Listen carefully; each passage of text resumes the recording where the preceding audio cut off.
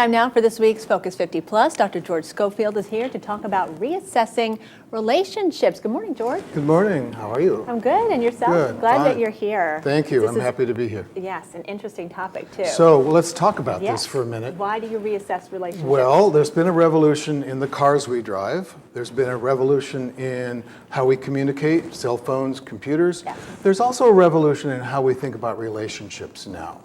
There are basically two kinds of networks. It's called social networking. Two kinds of networks that you need to know about. The first is the people to whom you are very tightly connected. You can explain, they'll know immediately what you're talking about. You have a lot of shared experience together. There's a lot going on, and it's tight, and it's effective, and it's efficient. The other kind of network is a network of people you don't know very well, that you're loosely connected to. That's the source of new information and new opportunities.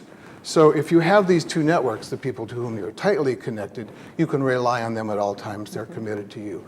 If you have the other network, the people you don't know well, they're the source of opportunity. So supposing you're a fellow who really has been connected to the people that he works with, you lose your job. If you don't have this other network, you don't know where to start looking for a replacement job. If, on the other hand, you're a lady whose husband becomes ill and you don't have the tight network, then you're not going to have the level of support you need. So both ways, we need to begin to think about smart networking for ourselves. So do you look at the number? How many relationships are enough? Well, the number isn't as important as the quality of them. So in your tight relationships, the fact is you need to make sure there are enough that you have the kind of support and the kind of information that you need that would just make you feel good and feel supported. On the other hand, if you're not connected enough, loosely connected to the other people, then you're not going to have what you need when the time comes, whether you're trying to find carpeting for your home or find out about a malady from the doctor. This is the source of new information and new opportunities. So people have to be well connected, they have to be well informed, and you pick very carefully who goes in each network. So if you don't reassess, so that's sort of the negative to those. Yeah, right the there. best thing that people do is actually sit down. The first thing to do is sit down. Write down who's in my tight network.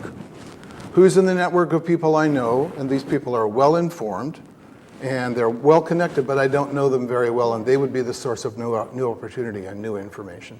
Wonderful. If we have both, we're much more likely to be effective. And that, of course, is the goal. That, of course, is the goal, to have what we need, because relationships are about making sure we help each other get our needs met. Yes, George, thank you so much for joining us this Thank morning. you. Of course, if you want to know more, it's georgeschofield.com, and Right. we'll see you next Monday. Great. All right. See you then. Up next, it's your viral videos of the day. Stick around.